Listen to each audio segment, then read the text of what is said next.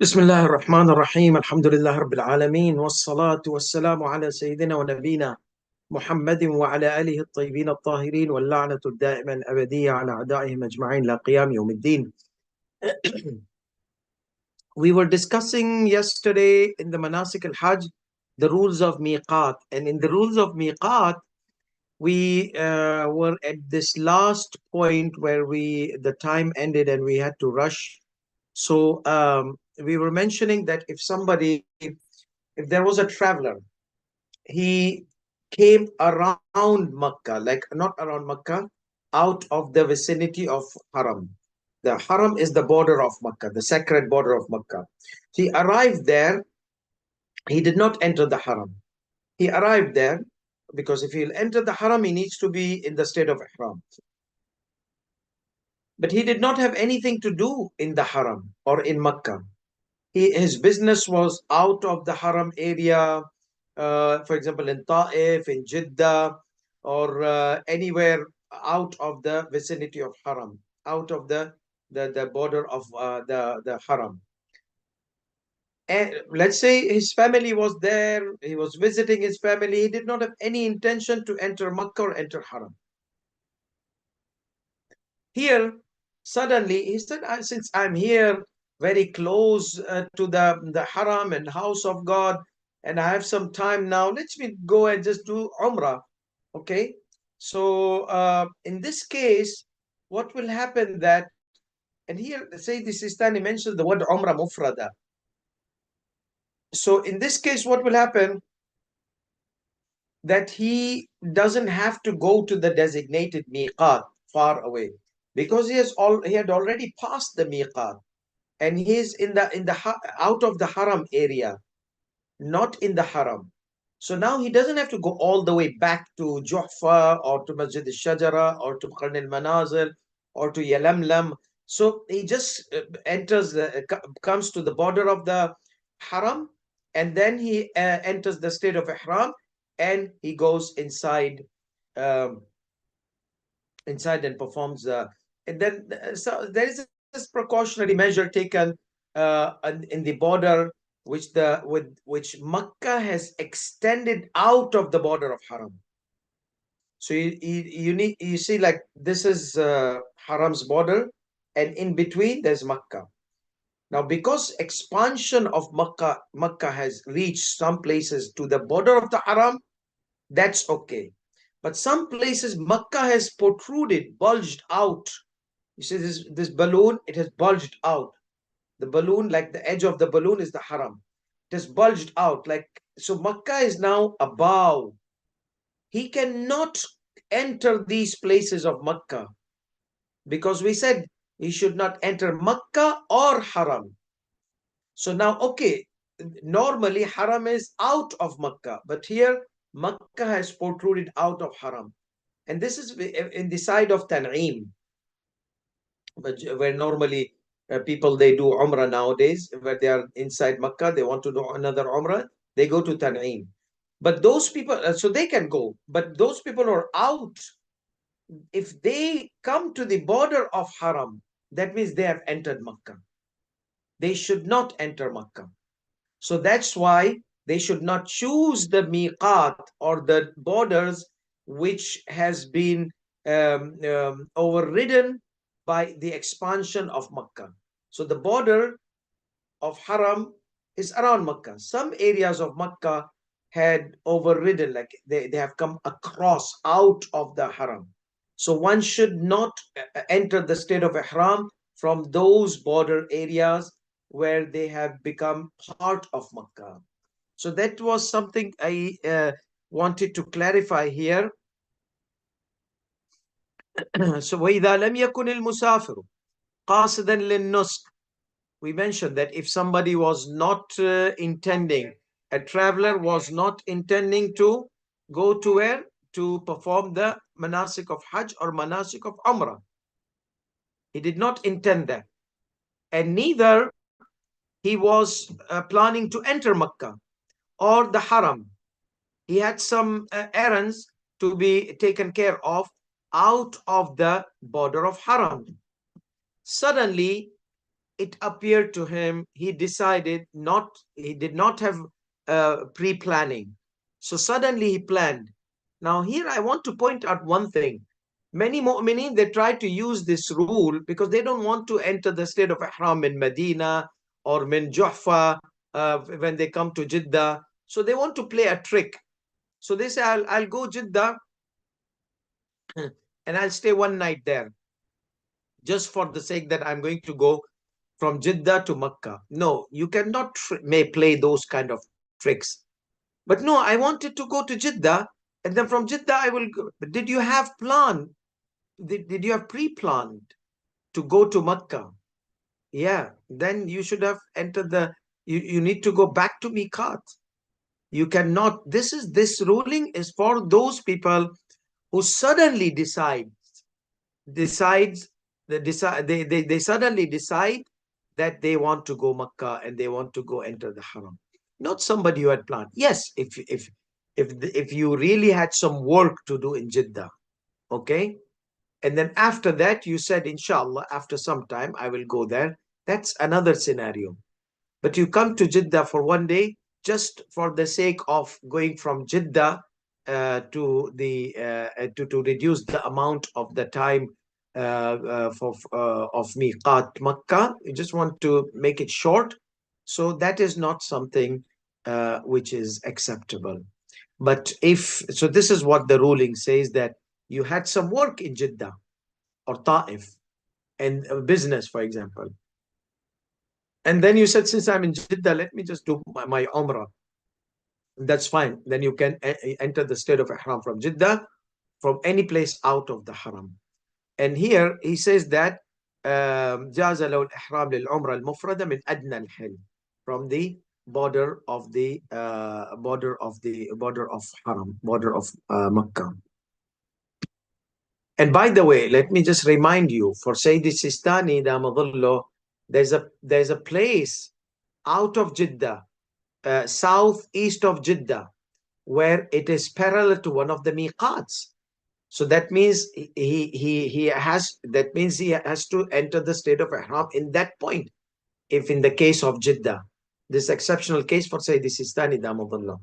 And we mentioned yesterday that one should not pass the miqat or a parallel point of the miqat, as long as there is no other miqat after him.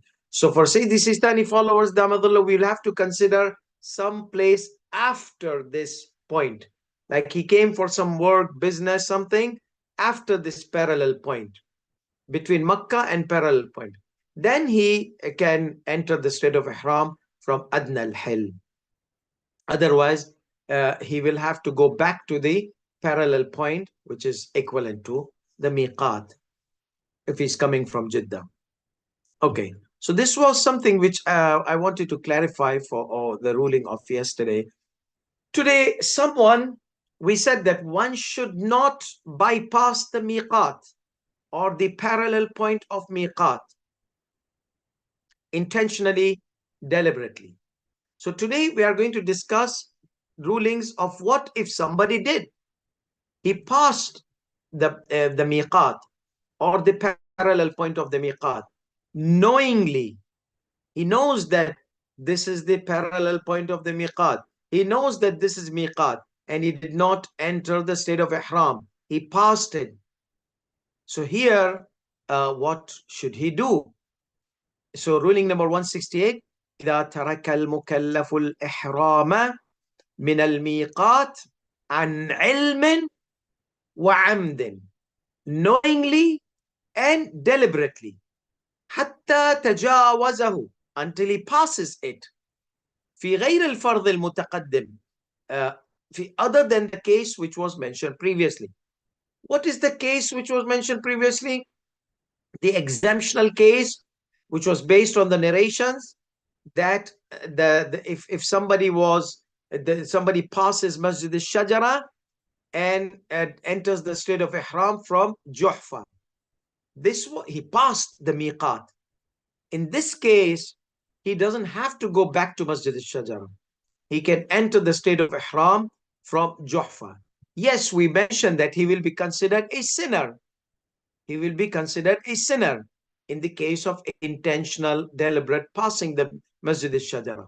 And in the case of unintentional passing of Masjid al-Shajara, his ihram will be okay and he will not be sinner. So both cases, ihram will be okay. But somebody passed Masjid al-Shajara deliberately, knowingly, and he came to Juhfa. Yes, his ihram from Juhfa is correct. Why? Because there are narrations, ahadith exempting such case and considering someone who did the ihram from Juhfa to be correct. Other than these two cases, he says, غير الفرض المتقدم, other than the case which was mentioned previously, which is the case of Juhfa. ففي المسألة سورتان. So there are two scenarios, okay? Two possibilities. Possibility number one, أن يتمكن الرجوع إلى الميقات. He was able to go back to the miqat. ففي هذه الصورة يجب عليه الرجوع والإحرام منه. In this case, it is obligatory upon him to go back to the miqat and enter the state of ihram from there. Miqat or a parallel point of miqat. Okay, he passed it. In this case, he has to go back, or he has to go back, or no, he has to go back and enter the state of ihram from there. Yajibu alayhi. It is obligatory upon him. It would be obligatory upon him. In this possibility, in this scenario, it is obligatory upon him to go back, return, and enter the state of ihram from there. سواء كان رجوعه من داخل الحرام أو كان من خارجه. So whether he had already entered the haram or no, he had not entered the haram, that's fine. In both cases, he has to go back to the miqat. Okay, he passed Juhfa intentionally, deliberately, and he came out of the haram, like a little bit, and he's going to enter the border of Makkah. Or no, he had already entered the border of Makkah, haram. Okay, in both cases, he has to go back. فَإِنْ أَتَى بِذَلِكَ صَحَّ عَمَلُهُ مِنْ دُونِ إِشْكَالٍ. If he does that, if he goes back, if he does that, and he enters the state of ihram from the miqat, without any doubt, his ihram will be correct. صح عمله. His deed, his action will be correct. His ihram will be correct. That means, okay, this is a person is able to go back.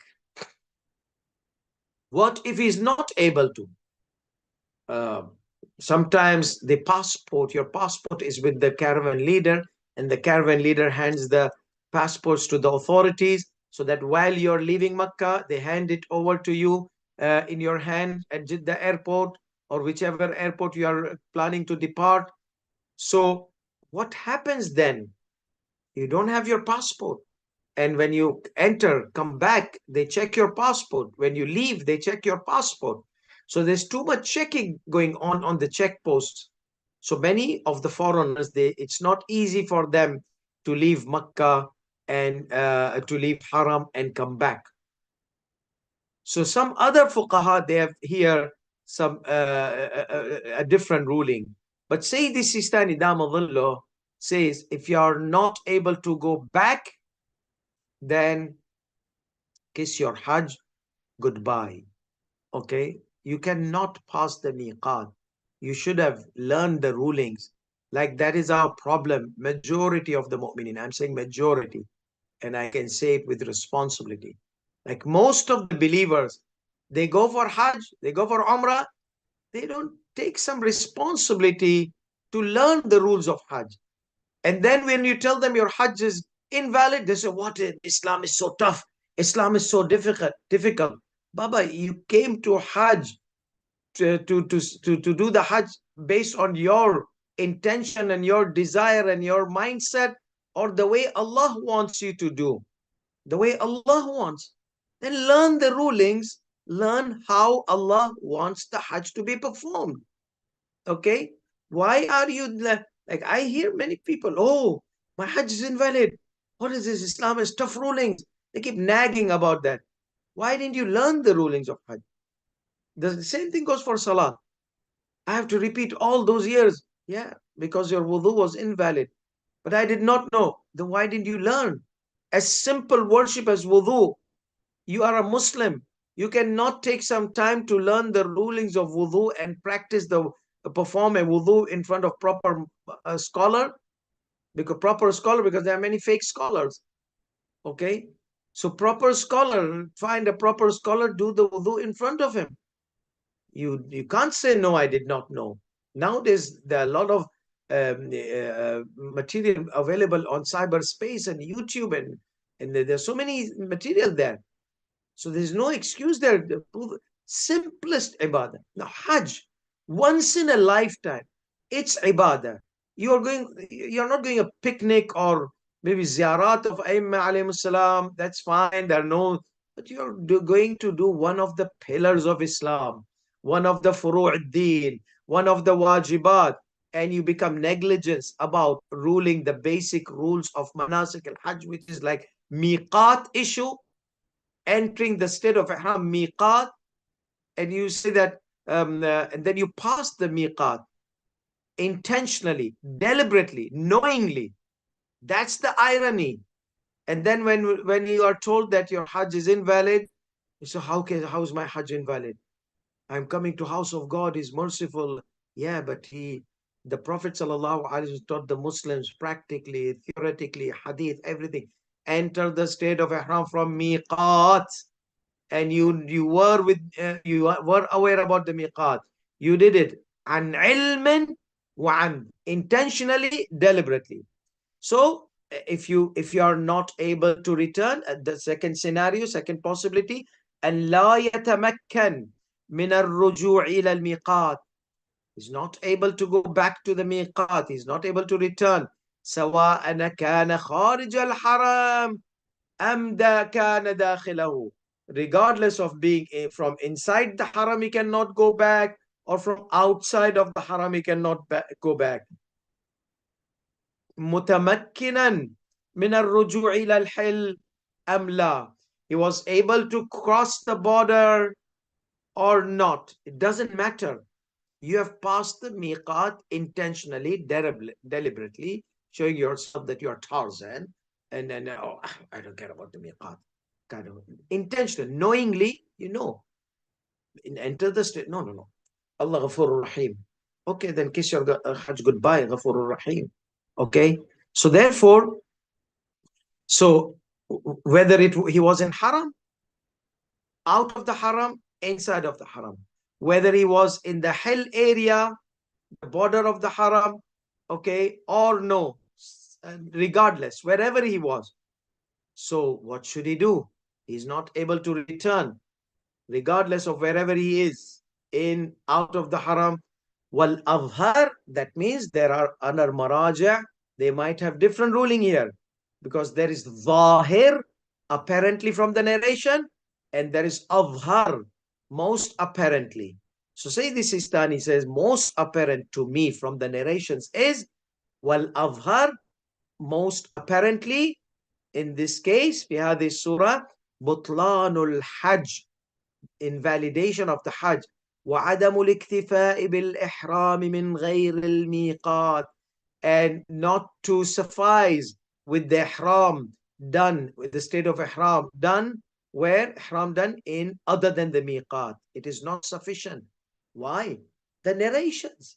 So many narrations.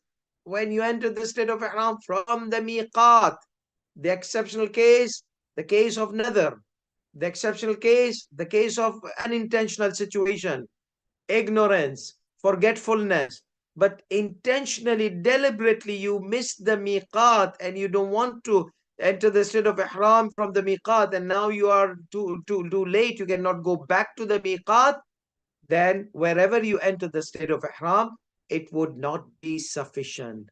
وَلُزُومُ الْإِتْيَانِ بِالْحَجِّ فِي عَامٍ آخَرٍ. So whatever Hajj you did, that Hajj is invalid, and you have to come next year if you were able to perform it.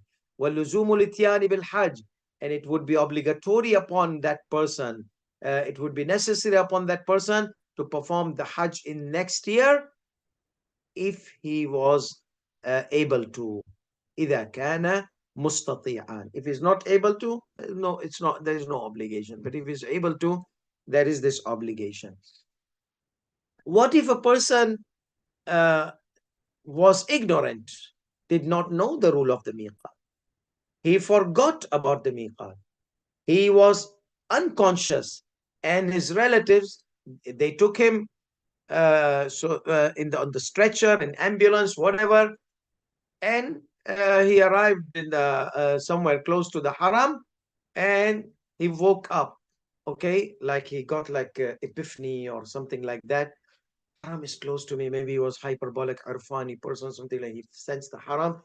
He regained his conscious somehow, and now he found out. Oh no! So no problem. Don't worry. You did not pass the miqat intentionally. You did not pass the miqat knowingly, deliberately. You were out of conscience, and people, they took you from the miqat and brought you close to the haram. So he says, an nisyan, out of forgetfulness, or ighma, loss of conscience, and أو ما شاكل ذلك, any other reasons which were beyond your control and beyond your ability. Okay. أو تركوا عن جهل بالحكم. So ignorance are two types: جهل بالحكم, جهل بالموضوع. What is the difference between ignorance of rule and ignorance of the condition or the object? So let's see. There is tea here inside. Okay, I know the tea is najis, but I don't know the ruling of drinking najis object. I know this is najis. So I know the mawdu'. I know the object, but I know the object is najis. I am aware, but I am not aware about the ruling. This is called jahl bil hukum, ignorance of the rule. Other scenario, I know that one should not drink najis. So I know the rule. Ilm bil hukum. Jahlun bil mawdu. But I don't know, is this najis or not? So this is something that a person could be ignorant, either unaware, either about the ruling or either about the object where the rule applies. I know the ruling. I don't know this is alcohol or not. I know alcohol is haram. I don't know is this alcohol or not. Or no, opposite. Jahl bil hukum. I know this is alcohol, but is this najis? I don't know. So therefore, these are the two. So he says in both cases, other than the case mentioned before, which was the case mentioned before when a person passes the miqat, the case of Masjid al-Shajara. فَلِلْمَسْأَلَةِ سُوَرٌ أَرْبَعٌ. So this ruling has 4 scenarios. Okay, 4 scenarios. So 4 possibilities. What are these possibilities? These, inshallah, we are going to discuss in our upcoming session. وآخر دعوانا الحمد لله رب العالمين وصلى الله على محمد وعلى آله الطيبين الطاهرين والسلام عليكم ورحمة الله وبركاته.